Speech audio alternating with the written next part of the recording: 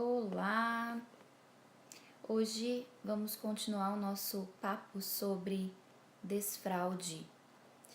E o assunto hoje é bem específico, que eu vou trazer um pouquinho sobre enurese. Então, já vou colocar aqui o nosso tópico de hoje, para todo mundo que for entrando saber do que a gente está falando. Então, vai ser bem específico hoje, somente sobre enurese, ok? Se você tem me acompanhado, você viu que eu fiz uma série de 3 vídeos falando sobre os 3 maiores desafios da maternidade. E eu expliquei um pouquinho sobre cada um deles. O primeiro, o comer, o segundo, dormir e o terceiro, desfraudar. E um dos assuntos relacionados aí ao desfraude é a questão da enurese. Então eu vou explicar um pouquinho melhor para vocês todos o que é enurese. Eu tô aqui, olha, com o Manual Diagnóstico e Estatístico dos Transtornos Mentais, que é o nosso DSM-5, que a gente chama, feito pela Associação de Psiquiatria Americana, é usado no mundo todo, é a nossa referência de transtornos mentais. E como eu coloquei para vocês, temos transtornos relacionados à eliminação, ou seja, ao xixi e ao cocô.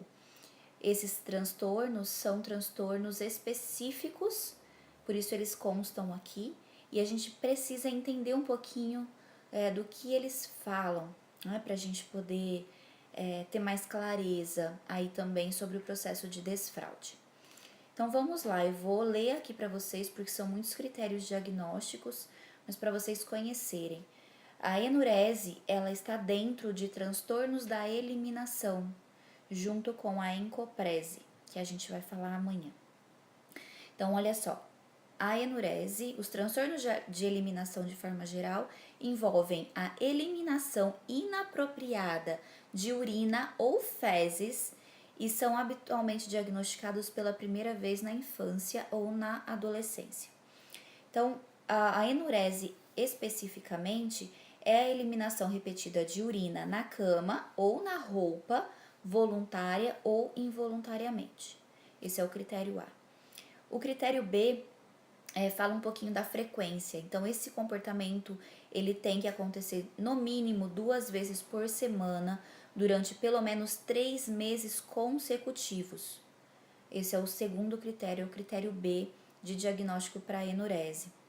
Ou então pela presença de um sofrimento significativo ou prejuízo na vida dessa criança ou desse adolescente. Critério C. A idade cronológica mínima é de 5 anos ou nível de desenvolvimento equivalente. Então, a gente não pode dizer que a criança tem enurese antes dos 5 anos, ok? E o critério D é que o comportamento de fazer xixi em local inadequado, inapropriado, não é atribuível aos efeitos fisiológicos de qualquer substância, por exemplo, um diurético ou um medicamento, tá? Ou outra condição médica. Então, a gente tem esses 4 critérios para avaliar aí se a minha criança tem ou não tem a enurese. E ela também pode ser exclusivamente noturna, ou seja, a eliminação de urina apenas durante o sono noturno. Ela pode ser exclusivamente diurna, só acontecer durante o dia, e ela pode ser noturna e diurna. Então, existem esses 3 subtipos aí de enurese, ok? Então, o que a gente precisa saber? Que a gente tem aí esse quadro de enurese, que é um transtorno psiquiátrico e que precisa ser avaliado por profissionais. Essa é a questão. Então, a Lívia, meu filho, minha filha, já tem 6 anos e ainda faz xixi na cama à noite, só na hora de dormir. Ele tem enurese? A gente vai ter que avaliar, caso por caso, ok? Por isso eu disse que problemas relacionados ao xixi e ao cocô, que são os transtornos psiquiátricos, precisam de um olhar profissional. O importante é vocês saberem que existe, não é para diagnosticar seu filho, ok? Então, como vocês viram, tem critérios diagnósticos, a gente não sai fechando o diagnóstico à torta e à direita. Então, a gente só vai falar sobre isso depois dos 5 anos. Eu acho até que o DSM, 5 anos é pouco. Né? Eu acho que a gente tem aí que considerar outras questões para fechar um diagnóstico desse. E pode ser até mais tardiamente. Então, a Ana Beatriz, por exemplo, ainda usa fralda para dormir. Mas isso não é um problema aqui em casa, né? Tem crianças que usam fralda para dormir até os 8 e tudo bem. Não tem uma questão fisiológica, não tem, né? A gente pode pesquisar aí questões emocionais, trabalhar isso, mas isso não precisa ser taxado como um transtorno, entendem? Né? Então a gente tem que ter esse cuidado, tá bom? Tô só aqui dando uma geral para vocês saberem do que eu tô falando, né? Assim, que saber que existe, tá? Qual a prevalência desse transtorno? Então, ou seja, quantas pessoas a gente vai encontrar com esse transtorno da enurese? De 5 a 10% das crianças de 5 anos. Então, olha só, é um númerozinho alto, né? De 5 a 10% nas crianças de 5 anos vão apresentar enurese. De 3 a 5% das crianças de 10 anos. E depois, em torno de 1% com 15 anos de idade ou mais.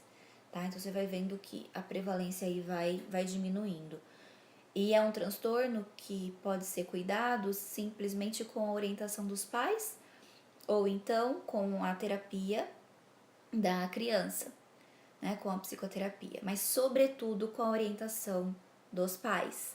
Essa é, assim, eu preconizo muito isso. A orientação dos pais é fundamental, certo? Então, olha só, a gente falou das questões emocionais envolvidas com o desfraude e são essas questões também emocionais e estressoras que estão envolvidas aqui na enurese.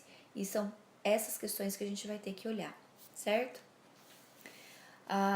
Com relação ao gênero, Lívia, tem mais meninos ou meninas com enurese?